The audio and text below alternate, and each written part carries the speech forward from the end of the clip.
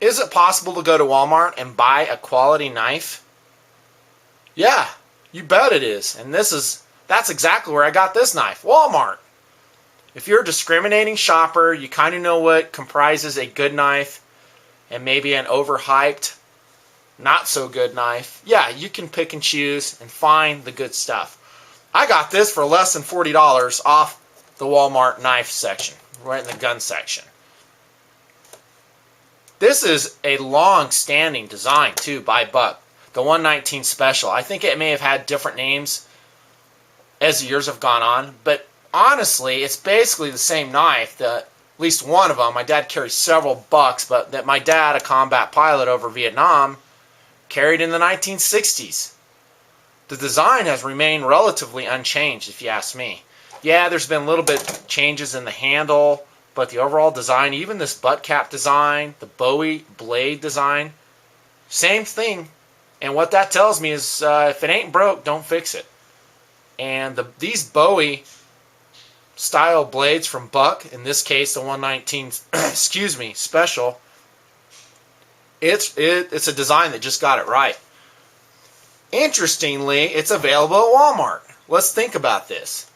Of all the knives that Buck could have given or maybe tried to get on the shelves at Walmart, why would they choose this one? And they do have some others. I'll tell you why, and this is just Nutnfancy's philosophy. It's because this is a perennial bestseller from Buck. Excuse me. That's why, because it has just sold and sold and sold as the years have gone by. And I'm talking decades, not just a few years. Why is that? Well, back to that decision, Buck probably said, hey, let's get our best-selling 119 Special on Walmart shelves. Then we'll sell even more of them, thousands upon thousands of them. To be honest, the guy that goes into Walmart buying a knife is generally not a knife guy. He's a guy that might be a hunter, might be an outdoorsman, might be a dude just going camping with his family. He's looking for an all-around good camp knife.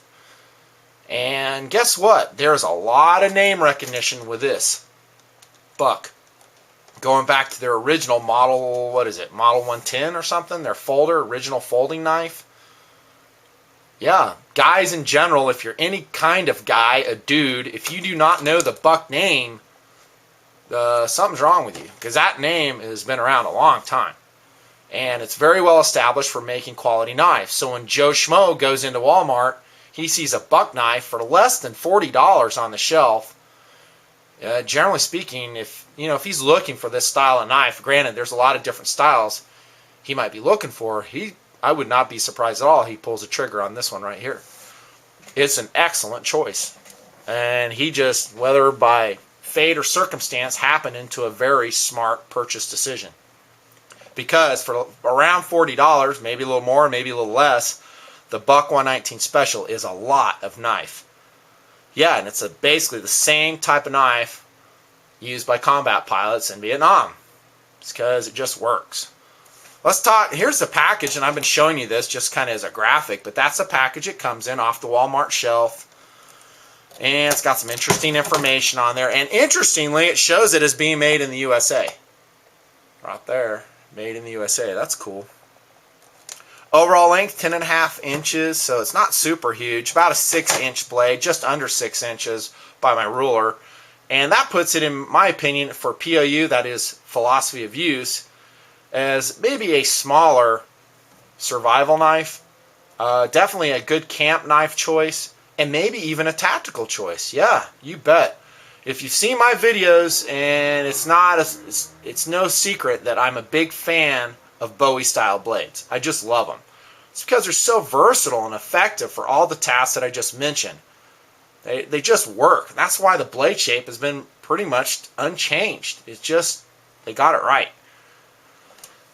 Excuse me. So, as a survival knife, could I use this? Put it in a survival kit? Yes, definitely. Now, we have to make some blade choices when we kit up. And stay tuned, subscribe. You'll see some survival kit options coming down from Nutnfancy. And I'll show you different ways and different systems. I always talk in systems for survival. The reason I say this will be a good survival choice is, one, it's affordable. Two, it's effective. It'll work in the task given according to its blade length. Now, I'm going to use Emerson CQC8 as my pointer today, given the limitation of its blade length. I mean, it's a 6-inch blade, so don't expect you to be hacking down a sequoia with this thing. It's just going to be too much. But it can function in a lot of different ways in the out of doors. I may show that in the future. But the Buck 119, the Special 119 Special would be a good survival choice because it's relatively lightweight. With the sheath together, 9.6 ounces total weight. And that's relatively lightweight in my book. So, and it's relatively compact. It's not a huge knife. Also, for tactical use, you soldiers, both U.S. and Allied soldiers, would this be a good choice off your LBE gear? Well, you're going to have to decide if that bright blade shining at you right there is a good idea. Generally, it is not in a combat environment, so you could spray paint it. I would probably go with an already epoxy finished or subdued blade, and there's lots of choices out there. However, if you're willing to spray paint this sucker, maybe scuff it up with some fine grit sandpaper, you bet it'd serve nicely. The sheath is not tactical. It's a hunter sheath. It's not designed to be held, hung on a belt. But yeah, you can modify it. Put it on with Ranger rubber bands, maybe 550 cord to your LBE. LBE, by the way, is load-bearing equipment. That's what I mean by that. More specifics about the blade. It's hollow ground 420 HC steel. This is a high-value stainless steel that's getting a pretty good reputation. I'm not super certain if this one has the Paul Bose heat treatment on it. Buck does heat treat their blades very carefully, and they can turn an otherwise medium-grade steel into something that performs a little bit higher. I have some other 420 HC steel blades that I've been using for EDC, and I have been pretty impressed with how they hold an edge. Your mileage may vary.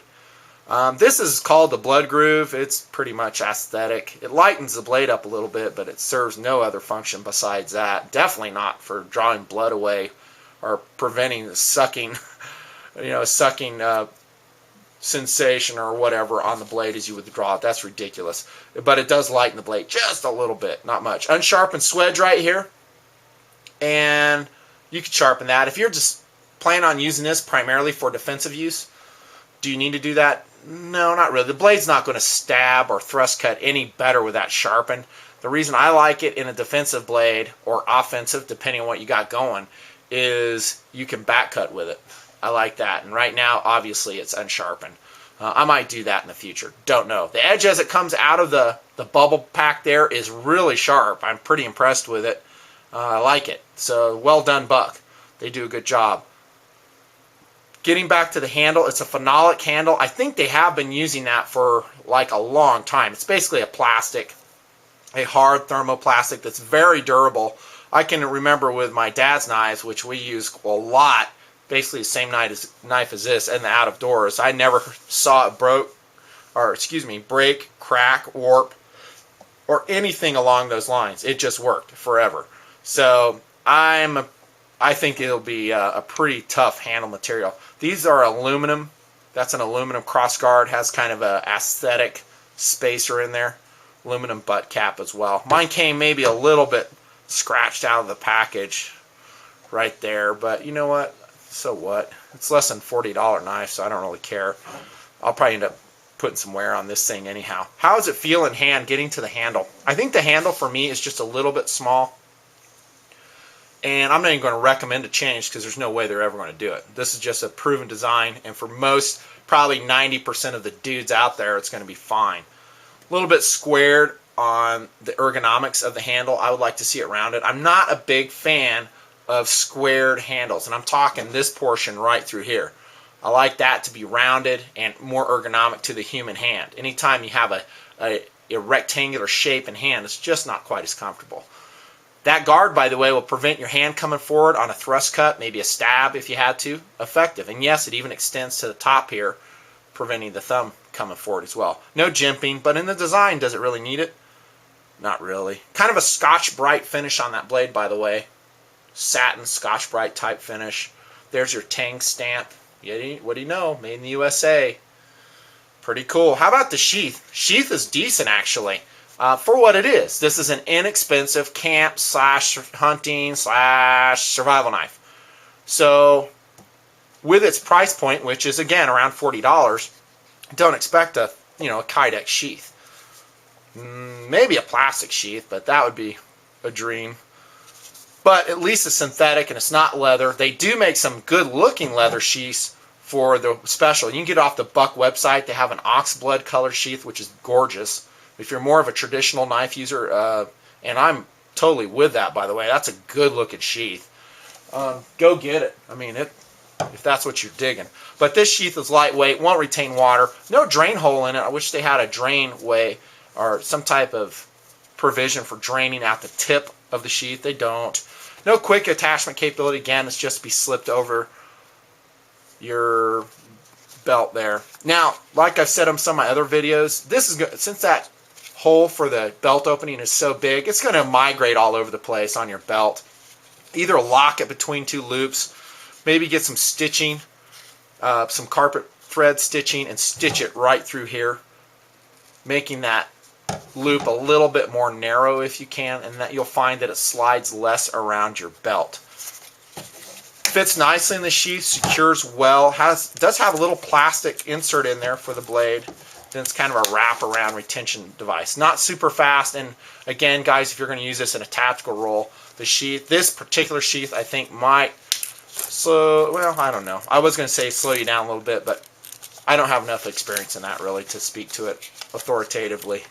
Let me know how your mileage is on it. But overall, sheath is nice. The whole package, 9.6 ounces, under $40. I think, yes, you could split wood with it, given its limitations. Even baton with it. Skin game, seen it done. And I think it'll be adequately rust resistant and durable. You can't ask much more for a $40 knife, especially with a name along the lines of Buck. Good job, Buck. Good job making available at a good retailer like Walmart. And yes, you can get a good knife at Walmart. Heck, for under $40. This is Nutnfancy. Thanks for watching. Hope you liked it. There's a Buck review for you. Out.